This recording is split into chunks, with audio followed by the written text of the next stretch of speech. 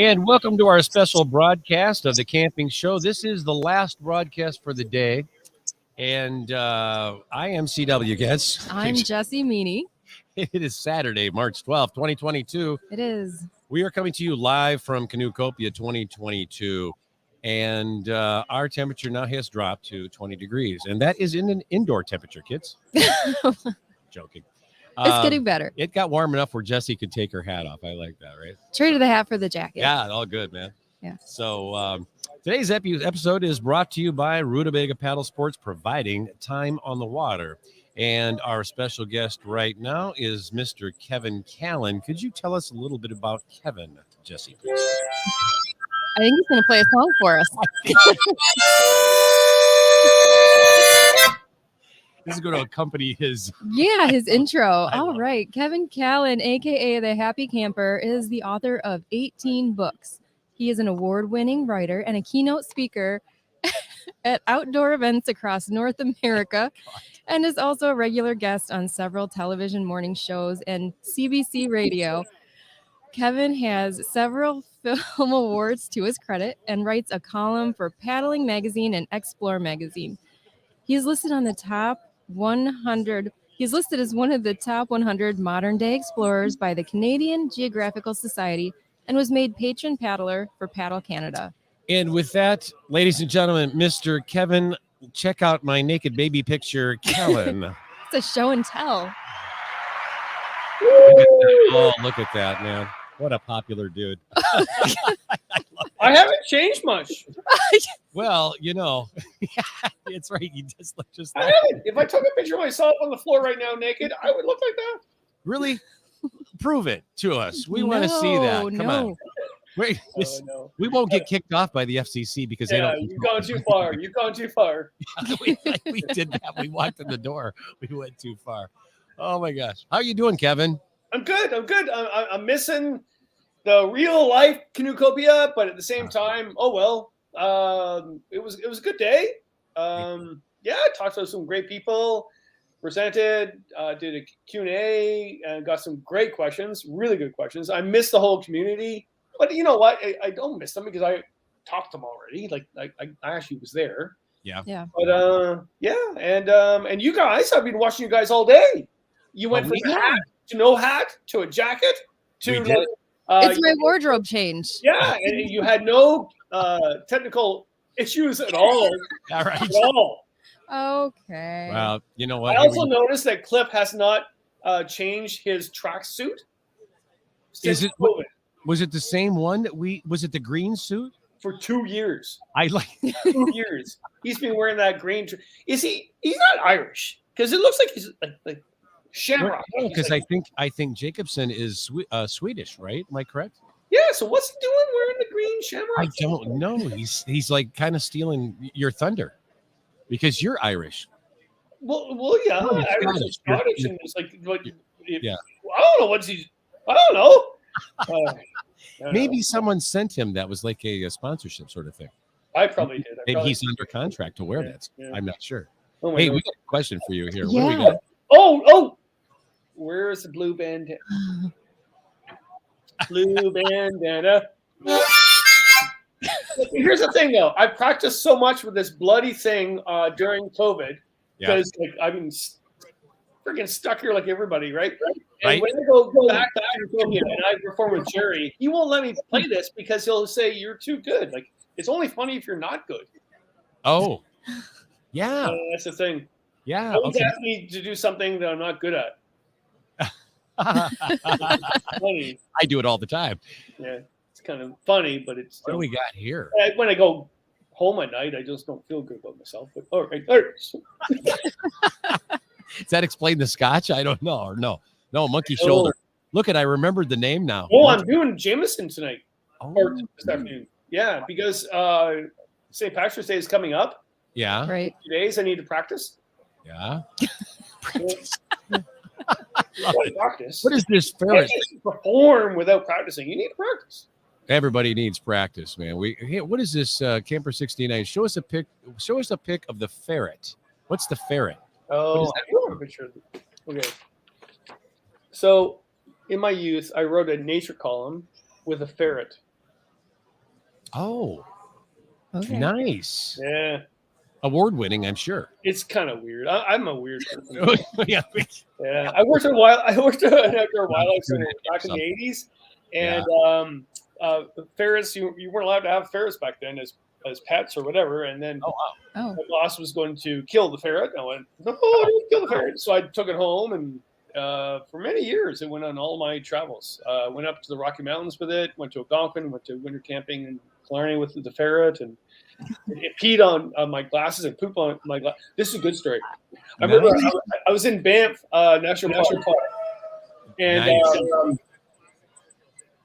am I echoing? Are you echoing? No, I'm good. Okay, good. So, Do you have ghosts in your house or what? well, I actually do. In fact, actually, the guy that owned the house before me, he died right here. Do you have John Denver behind you like you did last time? Yep. I don't have a problem with John Denver. I assure you. Look at that. See, now I love John Denver. You know, you look a little like John. If you had those glasses, I think you could be his twin. I did though. I have photos of that. You look like him. You know, the sad thing is, I went through all these photos because I just finished my memoir. Yeah. And then the editor said, "Well, we really need some photos." I'm like, "No, that's not cool. That's not cool. I don't want memoir with photos, and I don't even really have many." And then I looked through them. Don't look through your old photos. It's not exciting. It's depressing. You know, Kevin, I can relate to that. I used to have some hair, much like one of your friends that just stopped by. I have a couple friends that are going to join us here shortly. We're waiting for them to get on and log on. But I'll tell you something.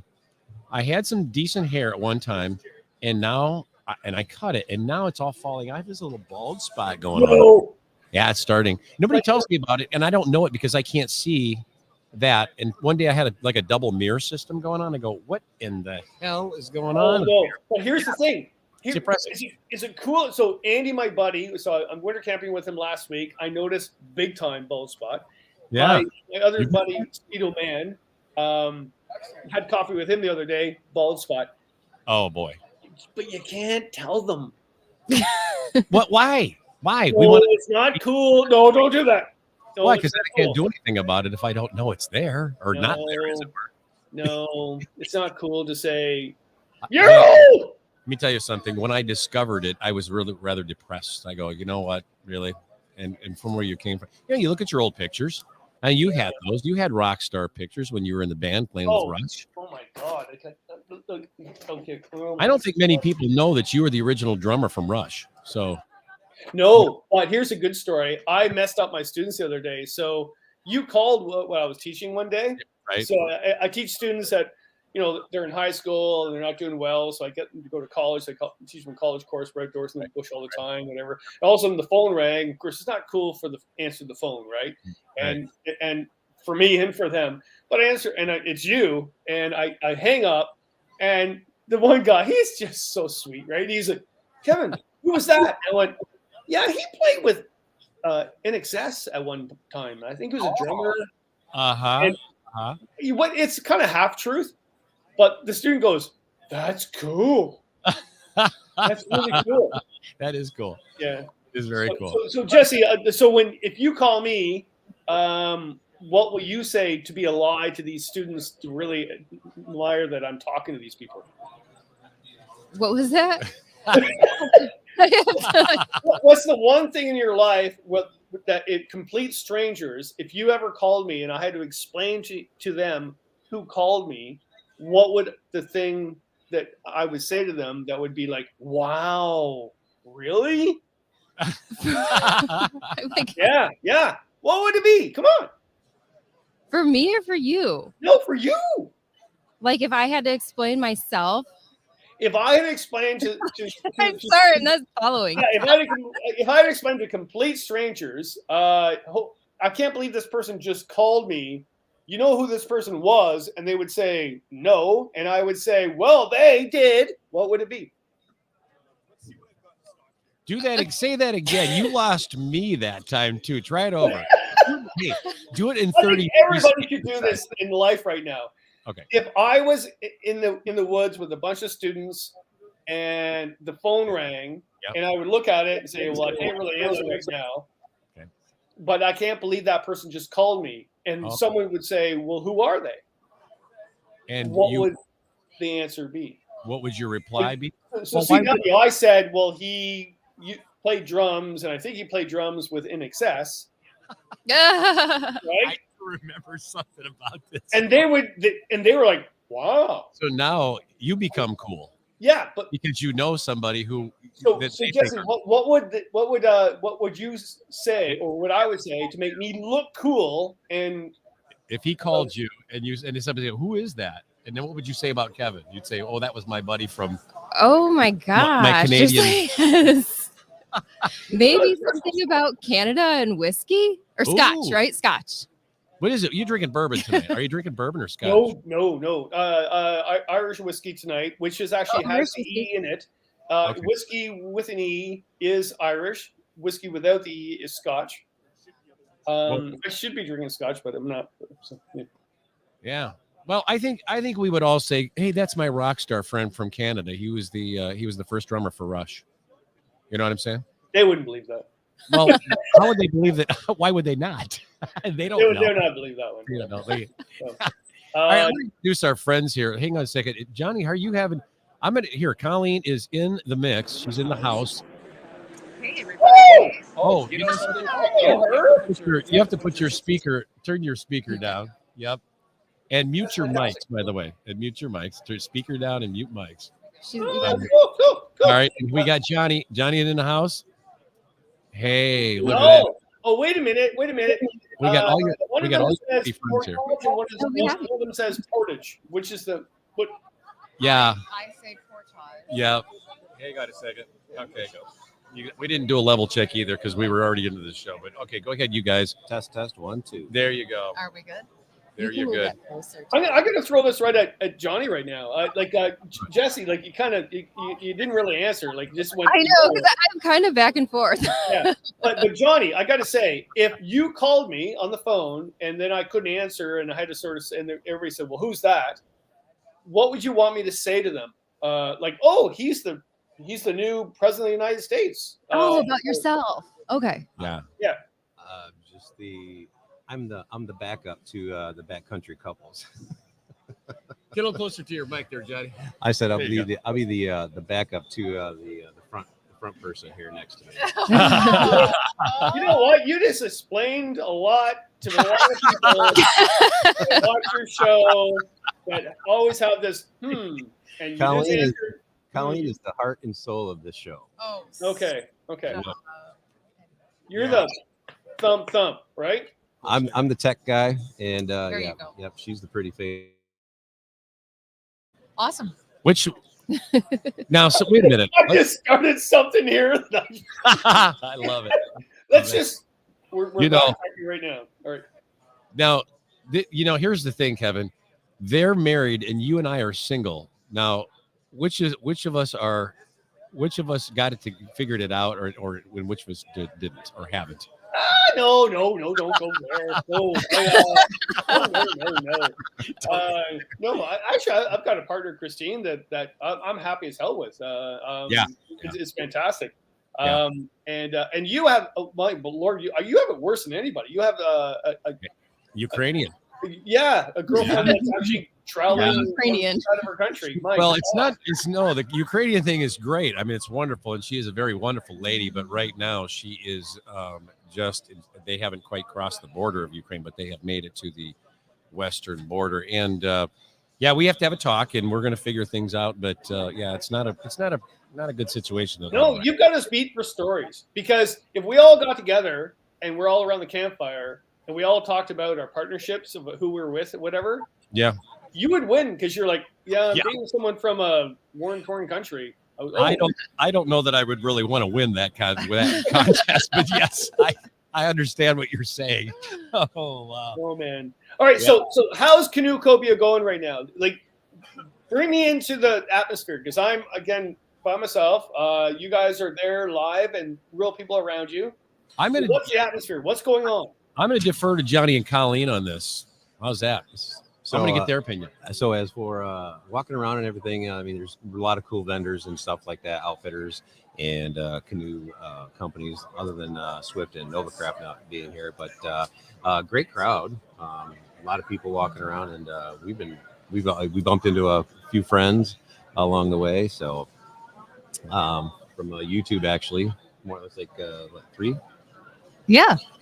Yeah, I think Canoecopia has been, I think, well received this year because everybody's been waiting for it to happen live again, and it's cool to be around like-minded people, and everyone's just really excited to be back. I think in action and live and connecting again with people, Yeah. and it's been fun. Yeah, the shows have been great. Yeah, and even Kevin, with you had we were calling it a hybrid show, right? I mean, you had your recorded seminar, but then you came live via Zoom, and I think that worked out really well. It was almost like being in a Star Trek Yeah. episode. Okay. Like, beam me up. Like, right? Wow, it Bring was him on good. the big screen. Yeah. Well, I did watch a bit of your walk around too. You walked around looking at boats. And that Yeah. was kind of cool. And I noticed that you were looking at certain boats and certain designs, whatever. And so, yeah, so Swift has a really good Kippewa. If I had to choose between a Prospector Swift and a Prospector Suez River or a Prospector Novacraft, I wouldn't go for the Swift. I'm not knocking Swift. Like the Kippewa or whatever boats they have, they're fantastic boats. Right? But their Prospector, personally, the volume of their Prospector is nothing like Novacraft. Right. We have noticed that. And it's, the factors that we've been taking in, watching the information that you've supplied and Cliff Jacobson has supplied, reading your guys' books, the fact of 2 packs, a pup, and 2 people, and stable, peak and stable. It's not going to be it's not a race for us. We just want to enjoy the ride kind of a thing. So we're not looking for speed, in like a sleek style, but yet portageable, Well, some people are for speed. If you're going to do the meanest link in 4 days instead of 3 weeks, you're not going to do a Prospector, right? So, yeah, right. That's not good. And fun fact, I'm from London, Ontario, so Novacraft is my hometown. There you go. And I paddled the Thames River a couple years ago, and people made fun of me. They're like, "Why would you do that? Is it just a ditch? Like, it's a ditch?" I went, "Well, it's a respectable ditch." Yes. And I would do that trip in a heartbeat again. That's no cool. problem. Oh yeah, we watched it. It's like you went up the neighbor's house. Hey, can I camp here? And you're like, sure. It was a different trip. Yeah, I think the most memorable moment was nice. It's like, yeah, sure, come up. We got. It was very like, let's do it and let's see what happens. This will be interesting. Right on. And I remember portaging up to that fancy resort and putting my tent on the bed, and camping in the tent on the fancy bed in the fancy, and then I ordered a pizza. Funny as hell. You can't make that stuff up. Right. I think weren't you? Didn't you like portage your boat to get a 2-4 or something along the way? No, I would never do that. No, I don't remember that. Well, it's home of Labatt, so maybe. Well, that's true. Actually. Yeah. I actually had a video scene this past summer that didn't work out because of COVID, whatever. But I was going to do a video when I went to the Labatt's museum, whatever. But they have the baseball thing. Ball diamond. Yeah, that's it. And so I was going to portage around the baseball diamond and just call it quits and do a video on it. And they agreed. They were going to help me 100%. Well, yeah, we'll be here. And then we couldn't because of COVID. But yeah. Right. That's cool, though. Well, yeah, this is what happens. Like, you get these things in your head. Well, so let me ask you this, Kevin. You have been how many years have you been doing Canoecopia? We really should talk about some serious stuff. I've been going off and we could. No, we like here I got to tell you, my first COVID. That's more Jameson, sir. Oh my! No, I'm doing more tea than that. Right. Anyway, but yeah, I got to say, okay, I was really young. I was working part time at the college I teach at. Like for over 30 years. But I remember, I don't know how many years ago it was. Yeah. And I was doing a Google search, and that time that we didn't even really know what Google was. And I'm like, Canoecopia. What's Canoecopia? Yeah. And nobody in my office knew, and oh, seems interesting. And I sent a note to this guy named Darren. And I said, yeah, I'm some canoe author. I've got a few books and it'd be kind of cool to speak there. And he answered right away. And he goes, well, that'd be cool. So I went and I had no clue about this. I mean, this is a massive show. This is the biggest show in North America. And when I went across the border and they said, where are you going? I said, Canoecopia. And they said, what is it? And I said, it's like the Star Trek convention for canoeists. Yeah, right. And the guy goes, yeah, whatever, keep going. I got there and met Darren and his family, and I stayed in his basement. In fact, I've done that ever since. I just sleep in his basement, and or his little shed in the back. He's got a little mini cabin. Yeah, you can stay there. Yeah, and I went, this is really cool. I love this place. Yeah. And nobody had a clue who I was because I'm, in the United States, and I had a kind of a Canadian audience at the time and done the shows all there. And then I was in the United States, like, here I am. And the Beatles come to America. Anyway, it was like 20 people there, like, here we are. And I started presenting, and over the years, I don't know, just went crazy with the whole thing. I met some great people and had some great times. Oh my God, the things we've done at those shows. I'm talking after the show. Like, and people that work the show, they know me. And oh my God.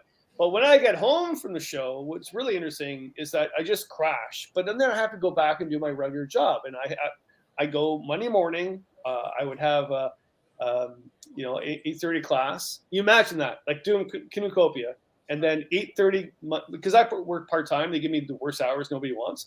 So it's always the 8:30 morning class.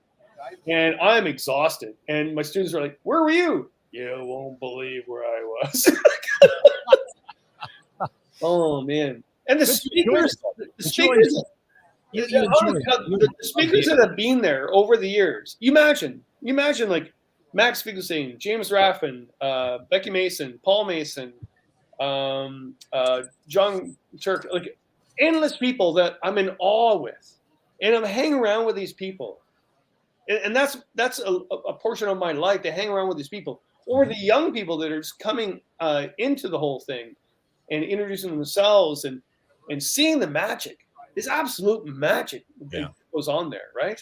It is. Whether it's virtual or live, whatever. I mean, we went through hell for the last couple of years through virtual, but we got through it.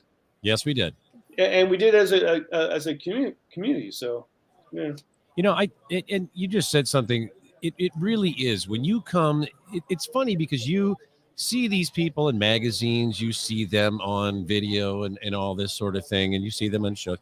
And all of a sudden to go watch them present live, and you get to go, and here you get to go up and you get to speak with them in person. You can go up, ask them a question, and talk to them. And I've seen people even, hand out their autographs and things like that. It's kind of like going to a concert and having people, meeting Eddie Van Halen, for instance, that sort of thing. Yeah. So it really is special that way. And it's a very small community anyway, so everybody kind of gets really to know each other, I think, and it's very special. Yeah, I think actually you nailed it right there. Was you could one story was I was going to Canoecopia and my flight was delayed. Actually, because the woman in front of me went to adjust her tray and it broke, and then they had to cancel the entire flight to fix the tray. It chose me freaking up the wall. Wow. And so I landed. So I had 2 flights to get there, and when I got there, I had 22 minutes to get before I performed. And at that point, I had a good audience. I never really know. Like I'm not one to think all of that, but I was told on the phone, Kevin, you need to get here. There's like 800 people waiting for you. They're lined up, right? Wow. Wow. And I'm like, oh, okay, no, I'm fine. I'm not nervous at all. And I get to the taxi driver, and I said, I will give you $20 tip if you get me on the show in time. Right. And she did. She got me there.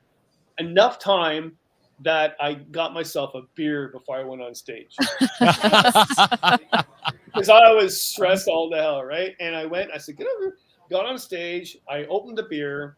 And I said, okay, about the beer. I'm Canadian. And they all laughed.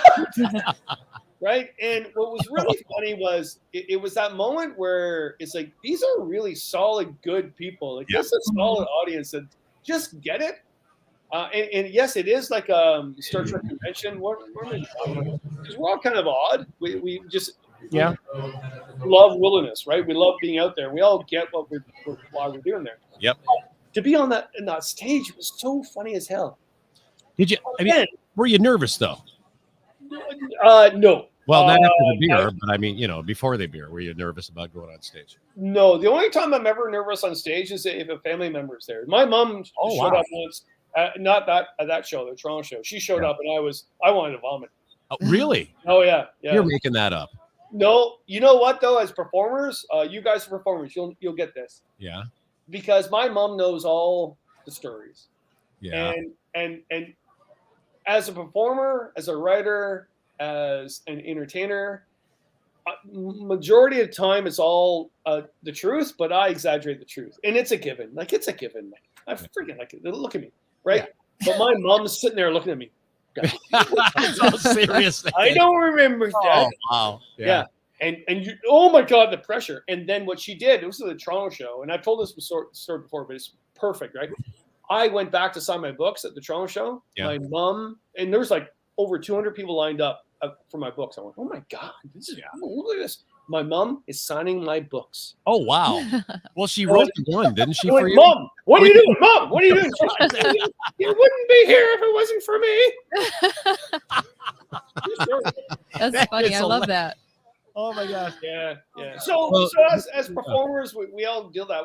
But what's really cool is not really the show itself, but after the show, Darren's basement, Darren's breakfast for pancakes, going for dinner with everybody, and knowing those performers that I admire, and knowing that they're real people. And that's kind of like, oh my God, here we go, Kevin. They're all normal people. But they really, truly, I really have met very few people in the outdoor community that are evil.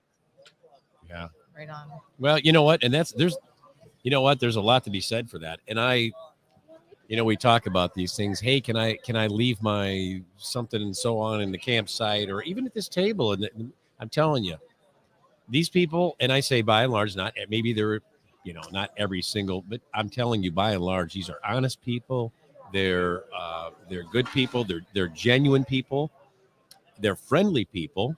Usually everybody wants to help each other. Yeah, absolutely. It's just kind of one of those things where if I wanted to be part of a community, this one is it, and you know what a lot of that has to do with, and it sounds like the Uncle Kevin thing, whatever, but I know a lot of people come up to me and say, well, I want to do this whole writing thing, this gig you got. This is a great gig. I went, okay, go ahead. Well, you make it look easy. That's why. Yeah, and they'll come back to me and they're like, Kevin, you don't make a lot of money. I went, well, I know that. But if you didn't know that and you're going into and make money, good luck to you. Yeah, right. I can't, I'm not knocking anybody that will make money in whatever they do. And in fact, I think we all should make a lot of money, right? But if we don't, and then we quit because of that, you don't belong in the community. Yeah. Absolutely. Right? Because you don't know why you're getting into it, right? Well, yeah, I'm going to tell you, there's no Lamborghini in my driveway, okay? I don't know about you. I think it would be great if you did. I would never knock you. Give me a ride. I mean, I promise you. Yeah. But at the same time, it's like when the people think that that's their carrot, if that's your carrot, it's like in outdoor education. I've worked in outdoor education for years. And everybody that works in outdoor ed knows the carrot is not a fancy car. That's not. Yeah, that's exactly. Yeah. Right. Like a Volkswagen or something. Yeah. So, Kevin, what topics are you presenting this year at Canoecopia? Well, thank you for at least keeping to the script. He told me to. Oh, yeah. Well, someone needs to. I go off and rant tangent all over the place. Someone needs. You're the stone of this show. Somebody's got to be grounded. That's right. Yeah. That's right. I talked today about the Killarney and the French River routes in Ontario for various reasons. One is a really nice place, very scenic place to go paddling in Ontario. And the other is I just did a second edition of that book because it sold out because of COVID. So many people were going. It's interesting too. The publisher, Firefly, the main owner of actually the guy I've never really talked to. Like he owns the whole company. Yep. He sends me a note. I went, oh my god! I've been running them for years, like 18 books, right? Never talked to this guy, and he goes, "What's going on? Like your books are selling out. What's going on? Why are they selling out?" I went, "COVID." And he goes, "Why would books sell well in COVID?" I went, "Because everybody is escaping to the outdoors. Like, have you missed something? Do you listen to the news? Like, yeah." Yeah, not super difficult to figure out. I mean, Yeah. how much, you say, how much did you see your book sales increase during that time? Oh, huge. Like the top 60 almost sold out. Wow. Lost Canoe Routes completely sold out. Like I'm talking 60 to 70% increase. Yeah. So you don't have a Lamborghini yet, but maybe a Maserati in your driveway. Right? I make 8% on every book sale. So just, talk to Cliff Jason about that. Right. Yeah. Everybody else is making everything, but again, I saw it. I'm not knocking that. I knew that going into it. It's not surprised me, but I make 8% of every book sale. So maybe my best year ever, I'll make $10,000. So where am I going to make that other money? And I get a job, right? So. Yeah, absolutely. Yeah. Well, let me ask you this, Kevin. Can you tell us when the topics that you're presenting? Can you tell us a little bit about what people can look forward to taking away from each of those presentations? You're reading the script right now. I am absolutely reading a damn script. Of course I am. I can't memorize this. Okay, so what they can get out of I've done the presentations today. Two. One is about Killarney and the French River canoe routes, which was pre-taped, which I enjoyed doing because I put videos all about that. Right. And the other was a Q&A questions, which was all random, but that was recorded too, which I'm glad because I didn't know it was recorded. So you can go back and watch that for like 3 months. Actually, you can watch that. Yeah. It's all about why go here, why go there. People ask me about their dog. I want to take my dog on a canoe trip. What should I do about that? People talk to me about Crown Land in Ontario or Canada, how do I deal with that? So I talked about that. Yeah. And if you miss all that presentation, just send me a note. Like I'm on Messenger and Instagram and Facebook. And I have no life. Just give me. It was a really good presentation. It was. What made you choose your topics for your presentations? It's what people. I've always gone to Canoecopia, or every presentation, but I've always gone to Canoecopia with something different. Don't ever do the same presentation every year, because everybody is like, "Oh, he's has been," right? Actually, you know what? I don't do it because people will say that. I do it to spice myself up, to be quite honest. I don't ever want to be Loverboy singing the best Loverboy tunes. Does that make sense? Yeah. You don't know Loverboy because you're American. What? Journey. You don't want to do no. Who else? Journey and Loverboy? All right. Brian Kevin, Adams. really? That was my first concert. Here's the dilemma. Wait a minute. What was your first concert? Brian Adams opened for Loverboy. Really? I remember. He opened up for Loverboy? I was thinking. At the London Gardens, yes. Oh my God, that's so funny. That's like Because my very first concert ever in high school was Kiss. Okay. I was like, whoa. My Yeah. second concert was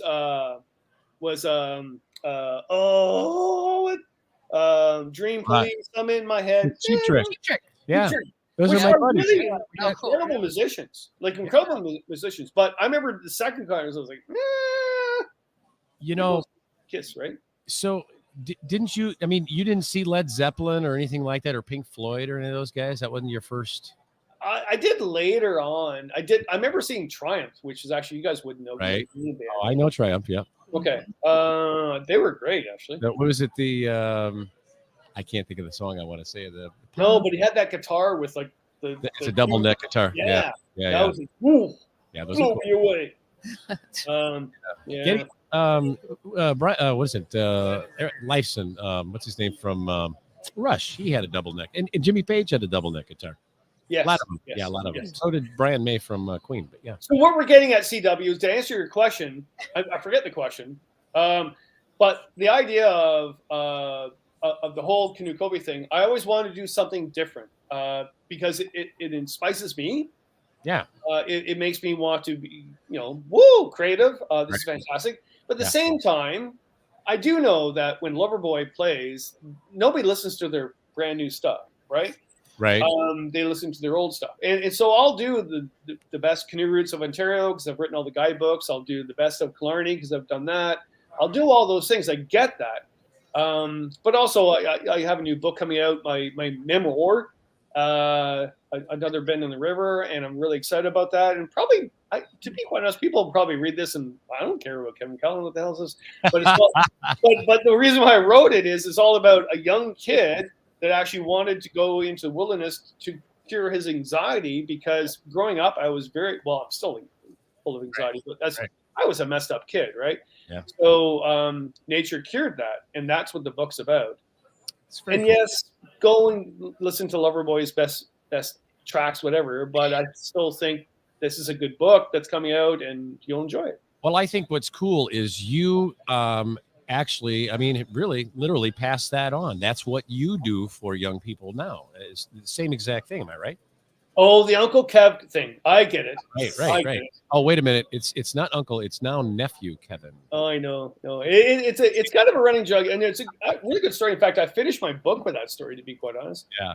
It was a good moment. You think about the lockdowns we had, and all the time you had to do something, and you didn't do it because you're so worried about the world.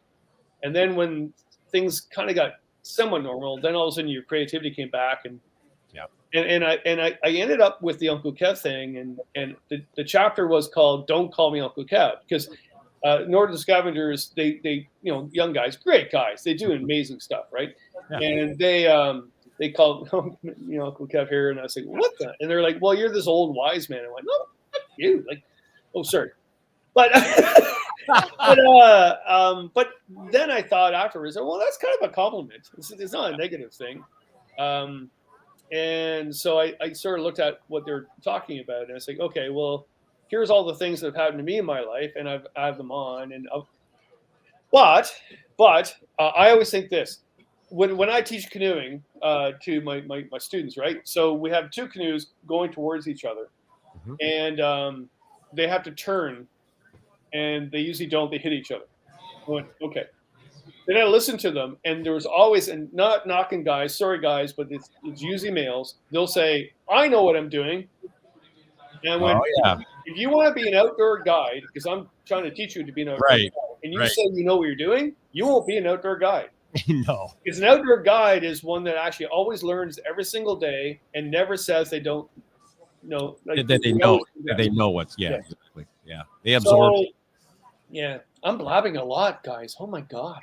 Hey, look at here. We got a role reversal instead of. Here we go. Oh, it's about your favorite camping meal made for you. Here, Jesse, read that. I could have a hard time. Yeah, tell us about your favorite camping meal made for you on a trip. Ooh. Well, I was joking with when Camper Christina was on, and we're talking about the shrimp. What was it called? YouTube shut it down because the alcohol was used in the title. Oh, yeah, I don't get any monetization from that because of the title. Oh, shit. Drunken ship. No, drunken. Oh my god. Drunken shrimp. Thank you. Drunken shrimp. Yeah. I don't get any monetization for it. My favorite meal. You know, I'll say I hate it because I've eaten way too much of it. But bannock is my favorite meal. Oh, I remember you saying that too. Yeah. I've eaten so much bannock, it makes me want to vomit at times. But the reason why I like bannock is because you make bannock because you're out for a longer period of time. You don't start making bannock until 5 or 6 days into the trip because you can use bread, right? Yep. But that means you're a really good canoe wilderness tripper when you start making bannock because you're progressing into the trip, right? And you're in for the long haul. When you make bannock, though, two things really important. The second flip, you make sure you put rum in the bannock.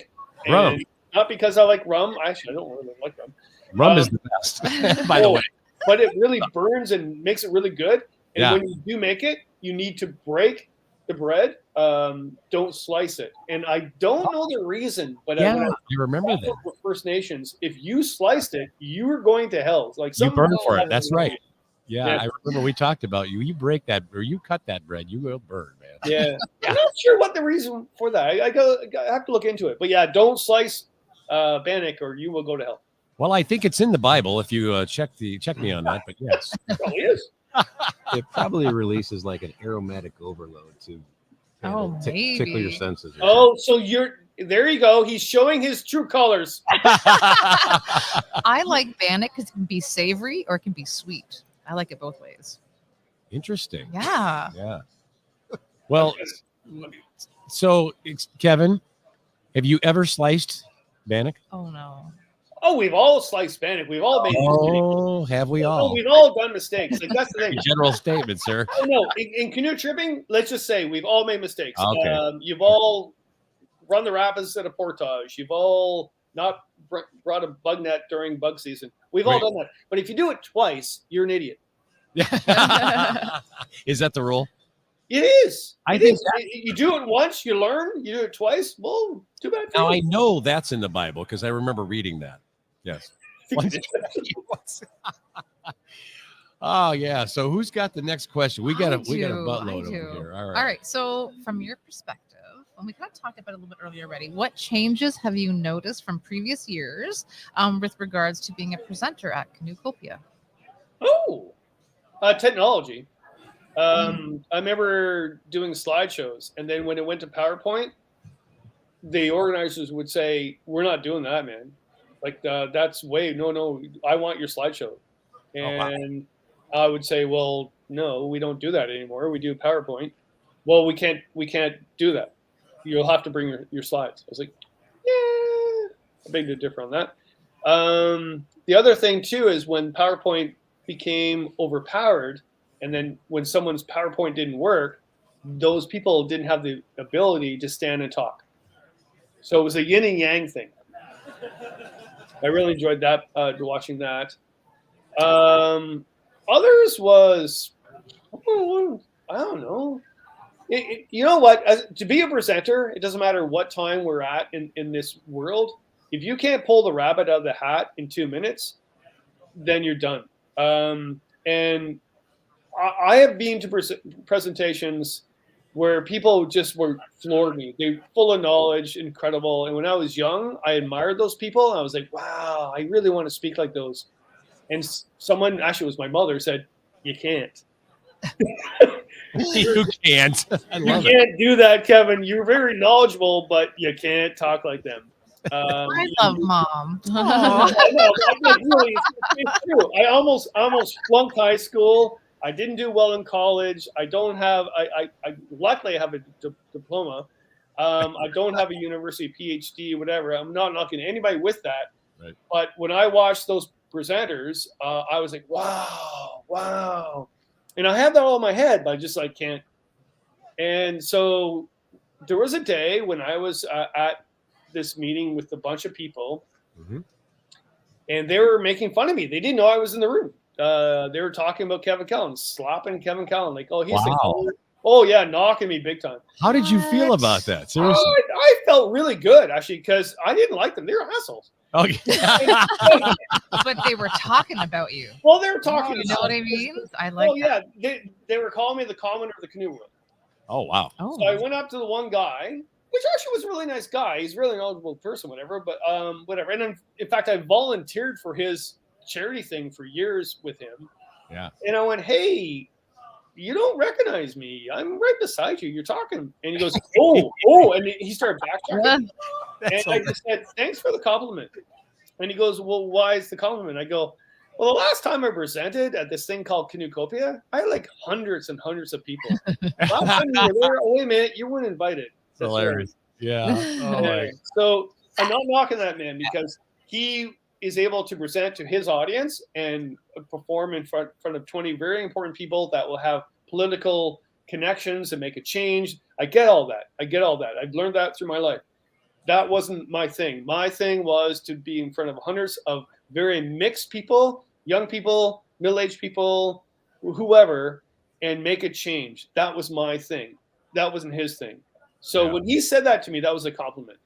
Okay, so we were in your audience today, right? And one of the takeaways that people were saying, well, he's just a real guy who just likes to get out and trip. Like, how cool was that? Yeah. It's almost like, again, you can talk the talk. My dad taught me that. You can talk the talk, right? He was a boxer. He always would take me to his boxing. And I was no boxer, right?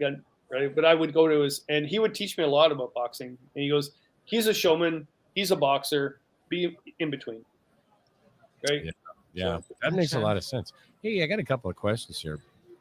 Camp Christine, do you from a kayak? And part B, have you ever lost a fishing competition? Oh, Camper Christina. I thought you would forget about this. What, do tell, sir. Yeah. We went. An embarrassing story for you or no? No, it was a good story, actually. You know what? Take a little sip of whiskey first. All right.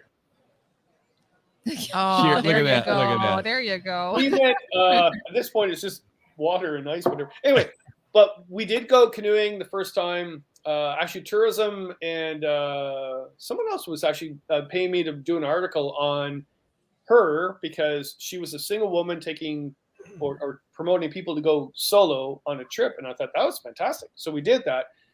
We were supposed to kayak, but we ended up canoeing. And she was a kayaker. Well, she's still a kayaker, but she was a big kayaker then. And then we did a switch. She goes, well, you owe me. So we went kayaking. And we had a lot of fun because I showed up with my canoe pack and I tried to stuff it in the kayak. That was fun. That is cool. Yeah. And then we went out fishing, and I'm a big angler. Like I love fishing.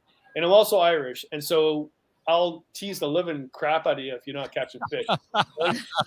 And so the first trip we did, the second we did the 150 trip, we caught some good bass. I caught some good bass. But then the kayak trip, she caught the bass and I didn't. So good on you. And my dad always taught me, if you throw a joke at someone and make fun of them, it's only funny if you take it back. Absolutely. Mm-hmm. I would totally 100% agree with that, man. I mean, it's kind of like, you kind of expect it. If you're going to toss it out, you should expect it back, right? Yeah. I think it's almost respect in one sense. I think that's maybe why my dad taught me that, is that if you're mocking someone with them not in the room, then you're mocking them. But if you're mocking them right in front of you and they can throw it back, it's kind of then it's fun. It's fun. It's a game then at some point, right? Yeah. Yeah, absolutely. All right. So going forward, when things get better around here, do you plan on being a presenter next year? Oh yeah, I would rather do it live than actually virtual. I don't miss, to be quite honest, I don't miss the traveling. Usually in the springtime, I do like 45 to 50 shows a year, and probably a dozen of them are not around where I live. So I spend a lot of time in an airplane or whatever, or driving through the night. And I've done that for years. And I really enjoy it when I'm there. I don't enjoy it when I'm traveling. And the older I get, oh my God, I can't believe I just said that. Well, you're still 39. You got to play. You're young. I know, but it's true though. It's true. But what you get when you finally get to that environment and around the people, you get the energy back. Absolutely. Mm-hmm. Yeah. It's like any job, to be quite honest. Like even teaching, I'll get up and I teach in Halliburton now, and Halliburton's an hour and a half away, and it's bad roads on the way too. There's lots of snowstorms. And how I got the job, I'm part time, and nobody wants the job. Right? That's how I got the job. Yeah. And the students are amazing. I love them to death. And nobody wants to teach them because they're all messed up in the head. I went, well, we're all messed up in the head. Well, when I get up at 4:30 in the morning to drive some country road in a snowstorm, I'm like, are you kidding? And everybody can relate to this. Everybody. I hate this. I hate this. I hate this. I hate this. You get there, you see their emotions. You see them making bush tea. They're boiling the kettle. They're doing all this stuff, and they're laughing and they're rejoicing. It's an adrenaline rush. Yeah, they don't hate school. They're learning. Yeah. Mhm. And I come home and I'm like pumped. Woo! And that's like everybody's life, right? And then you go and do the next day. So Canoecopia is the same thing where, yeah, I miss traveling to Canoecopia and or the Michigan show or the Midwest show or the UK show or the Toronto show or the Ottawa show or the Vancouver show this time of year. I don't miss that, but the energy I get from the people. Oh my God! I just sounded like Kiss. Makes it all worth it. It's all about the fans, man. It's all about the fans. I love That's it. exactly what I sounded like. Oh God. Oh, it's hilarious. Oh, will you be doing any other events this year? Yeah, so I'm doing a whole bunch of virtual stuff for the next month, but actually at the end of April, I am going to the Toronto show live at this point. That's what's happening. Ooh.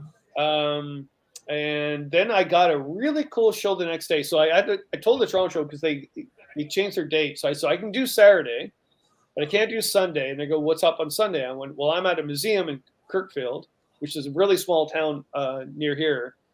And they asked me just before the COVID thing happened to present, and we couldn't. But imagine this. This is so exciting. So I love presenting to a group like this. Canoecopia, I love you, right? This is great. But imagine this. Very small museum. They're making or trying to raise money to actually put an extension on for outdoor ed. They asked me to help out. I went, absolutely, 2 years ago. COVID happened, can't happen. But now it's going to happen just at the end of April. And I jokingly said, I will only present if you have a band that is performing John Denver songs. I was joking. Stop it. Just joking.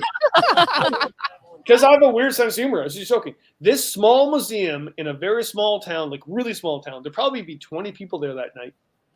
They have a band and they're going to do 6 songs of my favorite. That's hilarious. You bring. I have the power. It's funny. Are you bringing It's your really harmonica? Hey, did you What? hear him, Kevin? No, I asked. Are you bringing your harmonica? no, I would never do that. That's, Yeah. It's kind of cool though, really. If you think back in life, that if I can actually give a presentation that raises money for a good thing, good cause, and I always think that if you're going to volunteer for something, to raise money for something, the best thing you could ever do is not tell anybody that you're doing it, because if you're going to give blood, don't tell everybody you gave blood. Just give blood. yeah, yeah. There's some truth to that. I mean, I can see exceptions to that rule, but I kind of know where you're going with that, and I would say, Yeah. But it's so cool that a John Denver band is good. Like, Rocky Mountain High. What's your there you go. what's your favorite John Denver song? Poems, Prayers, and Promises. What is it? Poems, Prayers, and Promises. Oh, You listen to the lyrics. Yeah. Lyrics are amazing. yeah. Okay. You're right about that. You're right Yeah. about it. Yeah. It's not the one that I sing along to, and like Grandmother's Feather Bed or whatever, all that other stuff is great. But yeah, no, it's good. Hey, let me ask you a question, bud. You got a lot of stuff you do, throughout the year, and not just professionally, but personally. You take a personal trip. You do things, So what kind of stuff do you have planned here for the upcoming weeks? We're talking spring, summer, that sort of stuff. What do you got going on? What's the gig, baby? This is my favorite time of year. Well, not my favorite time. It's one of my favorite times of year, because spring is almost here, but it's not. Long days. So I'm going winter camping next week on a solo trip with the dog, because the birds are singing, life is happening. It's a really good time. It's not that cold. You're not going to die. So I like that time of year, but also the spring, my brook trout thing in Algonquin, that's religion to me. To go out, in May and catch brook trout in Algonquin Park, I don't think I could live through my life without doing that. And have you put your ice out time in yet? We do that. I live in a small town, and it's great. I love living in a small town. They have a thing posted about when it's going to happen, right? Right. And I do nature symbols. So I knew we were going to have a bad winter this year because the buckthorn berries were heavy. The cones were heavy at the top of the and all the locals were like, you're freaking nuts, man. I think I'm going to win. This. Kind of like the Farmer's Almanac. And like the farmers. It is exactly it is. And but I think I'm going to win. I think it's going to be. It was a harsh winter, but I think it's going to end real quick. But the only thing is that global warming thing always gets gets in the way. It just messes things up. So what's your guess? I think. I don't think we're going to have the winter that we'd had last year. I think the ice will be out just around Mother's Day, which is April 12th. Oh, don't tell my mom I said No, that. May 10th, May, I think. yeah. May, second weekend of May. You're almost there, pal. Just keep I'm going. telling Mom. I'm just Hopefully saying. she's not watching. Yeah, right. Oh God, you are in so much trouble, Kevin. See, I can see how you get in trouble with Mom. Oh no, yeah, she's not hard to see that. No, she's a Scottish woman that's 3 feet tall, and she's 88 years old this Sunday. Let me ask you a question. Oh. What age did you stop receiving regular spankings? She would tease me around with the fly swatter. Oh, The yeah. fly swatter? Yeah. And then it was so funny. We were talking about that the other day, and she'd get all mad, and she's like, "Oh!" And then she started laughing. Oh, I can't do this. Oh wow, wow! Lucky you. And my dad was a like professional boxer. He was a big guy, like he tattoos, whatever. And he'd just come in the room, and we're like, So he didn't even have to beat you. "Oh, he never ever beat me. No, never. No, he would never ever do that." Wow. But yeah, I tell a good story. If you have a chance, go to my Explore blog. Last week, I did a sample story of my memoir. Oh. And I think everybody would relate to this as a child. So I had to write about my first river trip. And it was when I was in grade 7, just before going into grade 8, because you're cool in grade 8 because you have to be cool before grade 9 or you're dead in grade 9, right? So grade 7 is Right. Absolutely. yeah. So my dad said, "What do you want to do?" And I went, "Well, I want to float down the local creek in tire, whatever they're called, the inflatable tires, right?" And that was my first river trip, and it was with Tony. And Tony, and I kind of knew him, and I was a really shy kid. I didn't have a lot of friends, right? So Tony goes, "I'll go with you." Okay.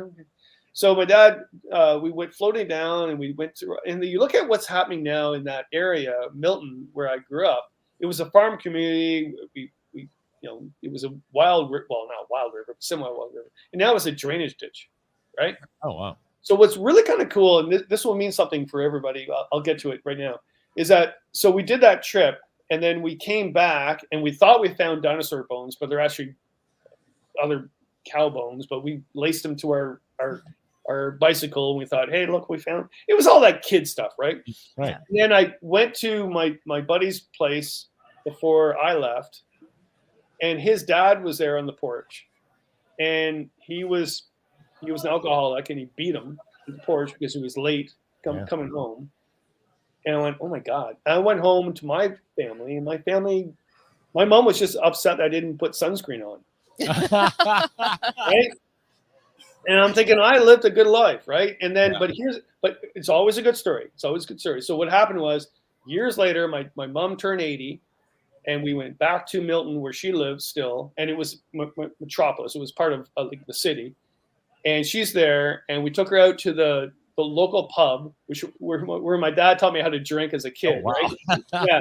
Wait a minute, you had to be taught that?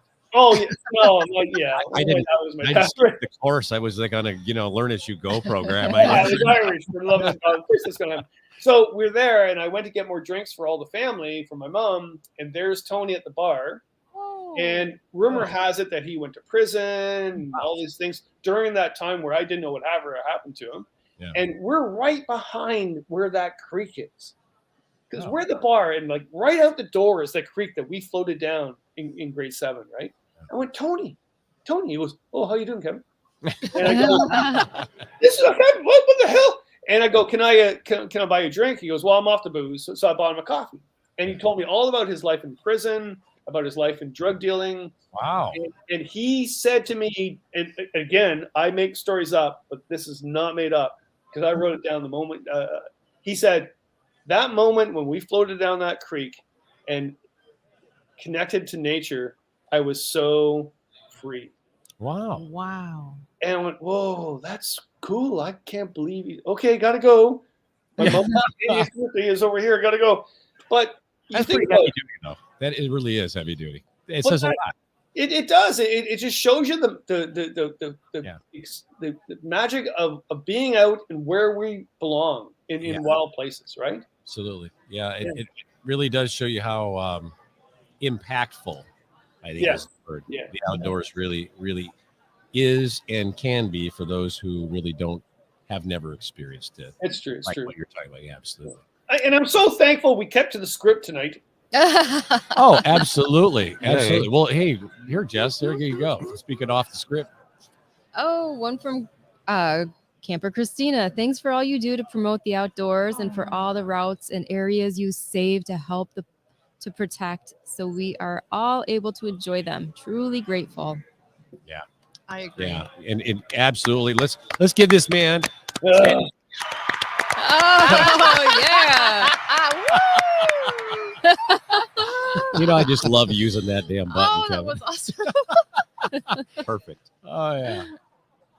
So, where are we next on the list here? I'm just reading off a script here. What kind of that? Well, I got a side note question. Oh yeah. So, how do we all go about getting a couple of your books autographed? Hey, Well, live listen, shows are the Kevin, best. But I have to tell him this. If you do the Canada US mail thing, we did that for each other. Actually, my mail to you, I sent you that book from Abercrombie and Fitch. It's like 100 years old, and that came back to me like a month later. But your book came to me quick, and I think that was because it was mailed from the States. Am I right? yeah, because Firefly. So I got my publisher to mail that to, and they Okay. have associations. But when Because you mail me, but The Canadian thing is like it takes a long time to go from Canada and back. It just does. But CW, people don't know what happened. This is a really funny story. Yeah. So you mailed me that historic book because I collect old books, and it was great. Right. And I got a scam email one day, a phone call actually, saying that actually a package has been mailed from the United States and it has illegal substance in it. What? Oh yeah, that was mine. Yeah. No. It wasn't yours at all, but of course they want your credit card and everything. I went, CW just mail me some book, whatever. No. The best thing to get books. Well, hey, it was hidden inside the book, just so you know now that it's over with. Oh my lord, that's out of control. So for me to autograph a book that's through Firefly, I can order them and sign them and mail them out. But that's better at a show, and it's more personal. For the other books, like the Once Around Algonquin and also the new book coming out, that's my book. Like, so I'm publishing them, and it's actually a good feeling. I own that book. It's Kevin Callan Publishing. So if you want a signed copy, I can make that happen. Nice.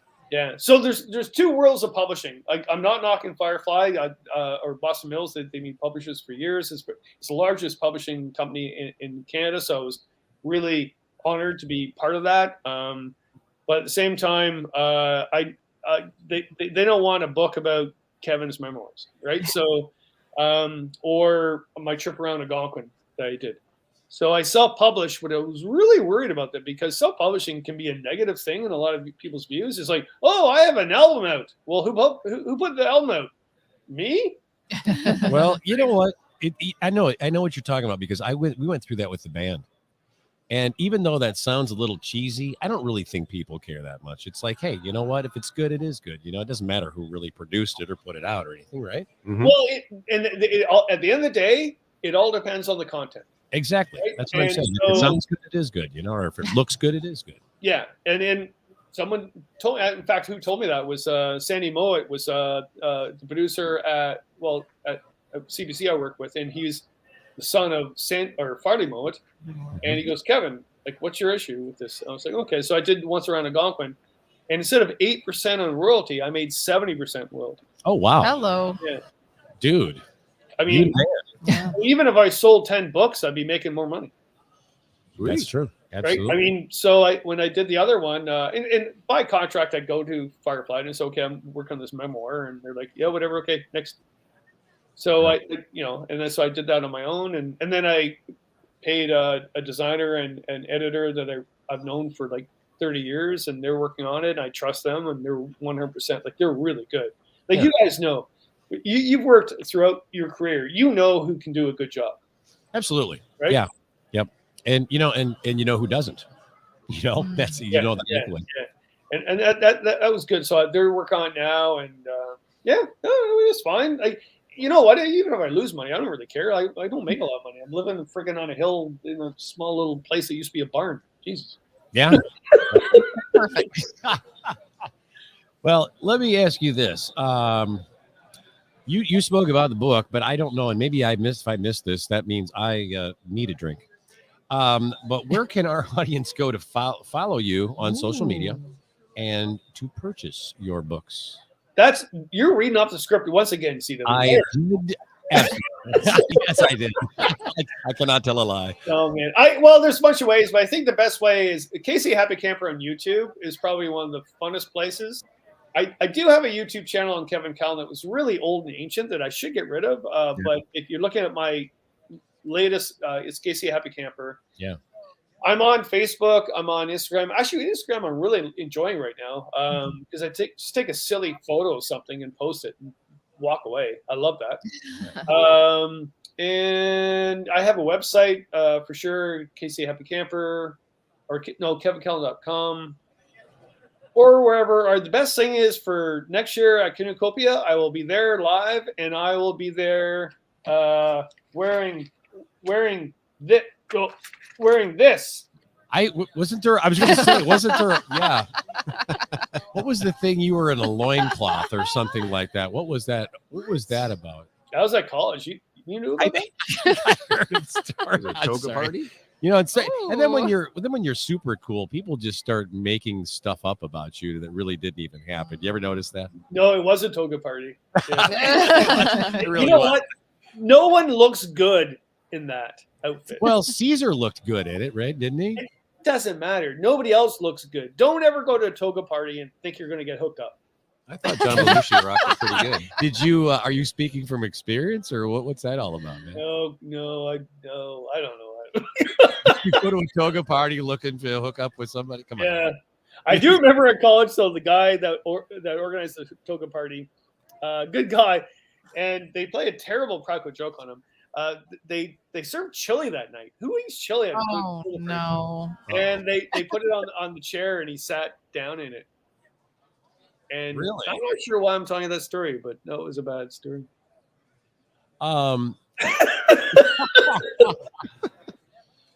Was it you? No, it wasn't me at all. I was just sitting there. As a writer, it's really cool.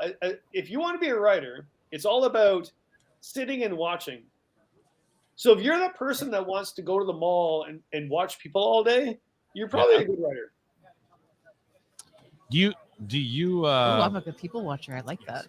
Okay. Mm-hmm. Yeah. Oh, absolutely. My one journal. I was going through my journals the other day because I'm working on this book, and oh my god, I got like a pile of journals. I'm going to burn with gasoline, whatever, before I die. But the one was when I went out west, and I'm going to write a book. Who are you? I'm going to write a book, and it was all about. In my journal was, I am a person that wants to watch and discover and observe and write, and that's what a writer does. Mm-hmm. Yeah. That is true. Very true. Yeah. So, Johnny and Colleen, do you guys have plans for this spring? Any fun plans? We do. Do you want me to go? Yes. All right. By all means.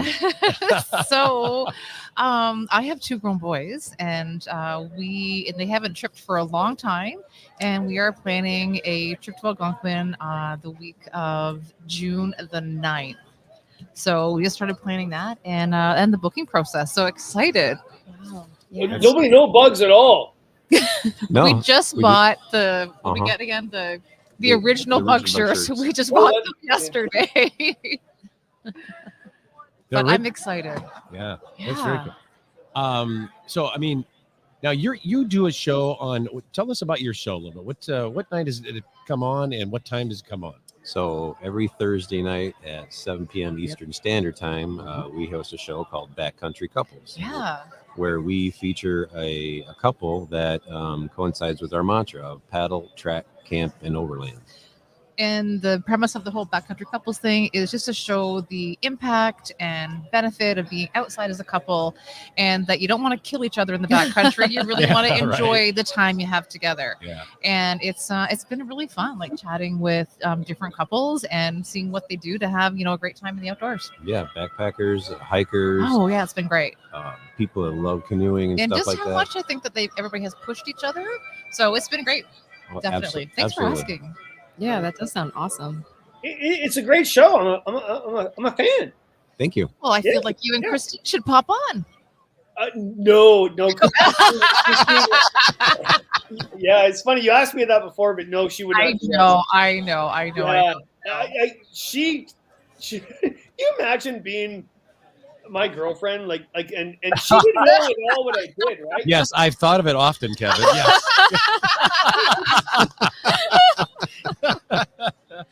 Oh, I had to dive in on that one, Bill. No, I was teaching a bunch of single women how to stern paddle a canoe, and she was part of that. And my daughter said, "Well, you need to date Dad." I went, "Oh, no, I'm not going to date." Like, it's a couple years after the separation, and I was like, "What the hell is going on in my life?"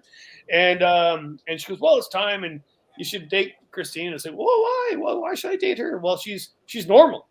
What do you mean? There's a lot to be said for that, isn't there? I mean, well, she's actually not normal, but it was funny.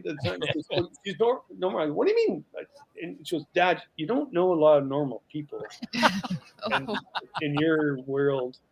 So anyway, but we've been dating. But so just to make you laugh, she went to the Toronto Outdoor Show, which is a small version of the Canoecopia. After we dated for a bit, and she had no clue what I did. Right. Okay. And I'm there signing books, and after presenting, and she's there, and she goes, "This is what you do?" I went, "Yeah." And my daughter is like, "Good luck to you." Oh man, that's great. No, it's a good show. You guys do a good job. I think I like your show. It's very unique because nobody else has thought of that. Right? It's like out of the box. Right? Thank you. Yeah, absolutely. Yeah. That's we've when I say we.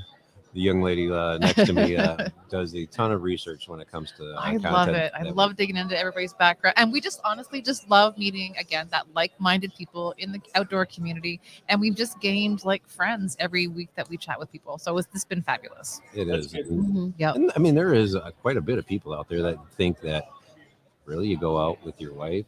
Right. You go out with your husband Yeah. and that kind of thing. Yeah. And remarkably, there's quite a few people that do that. That's and right. they enjoy it. And it's we love it. That's right. Thank you, Kevin. That's really sweet.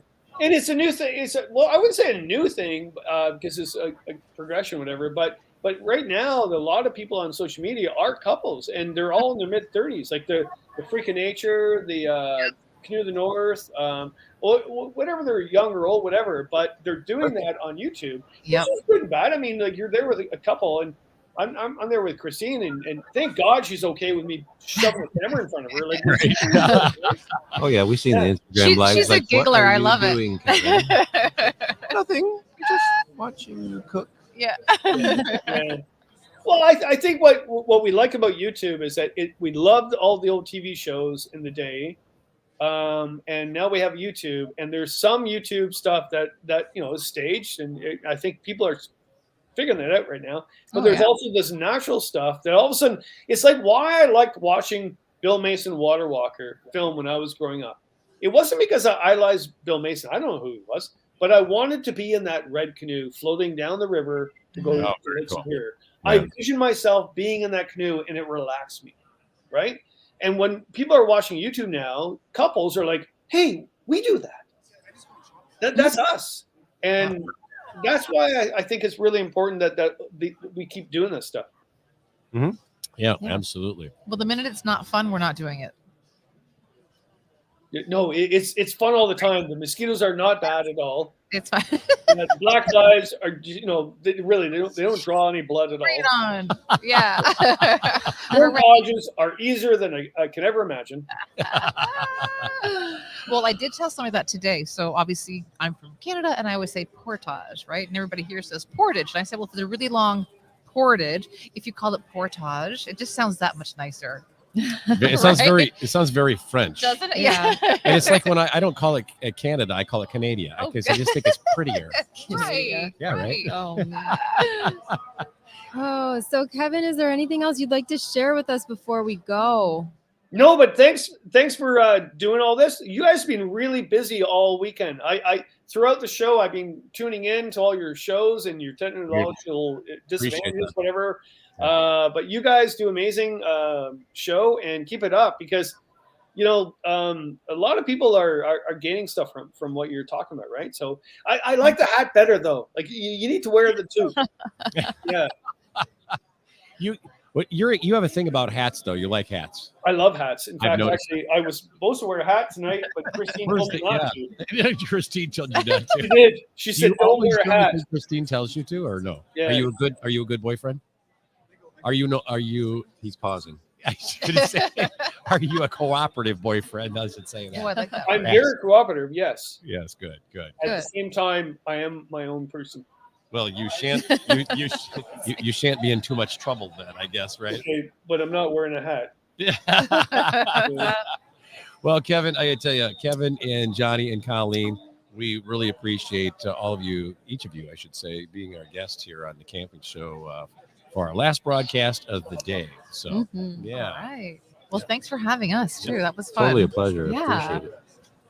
All right. Yes. So we'd also like to thank our sponsor, Rutabaga Paddle Sports, for bringing you this special broadcast. Be sure to tune in for our next broadcast at, you know what? We are going to do something. I just wrote this down here. We're going to do something fun. We were going to do something tonight, but it's a little late for us to get started because the show closes pretty soon. But I tell you something, tomorrow we're going to have some fun. I think Danny Mongo is going to be back with us. We're going to actually try to interview some people, some passersby, and say, hey, where are you from? How long have you been, coming to the show, and how do you like this year's show? So if you want to be on the air and you're happen to be listening to this, stop by the booth tomorrow. We'll try to put you on the air and say hi to the world, I guess, because it is worldwide. So, but we're going to start doing that tomorrow morning. I'm going to say about probably 11 o'clock. So stop by then, and we'll put you on the air. How's that? Yeah. Until then, thank you for tuning in to the camping show at Canoecopia 2022. This is CW Getz and Jesse Meany, reminding you: learn more, do more. See you tomorrow. Thank you. Bye. Peace out.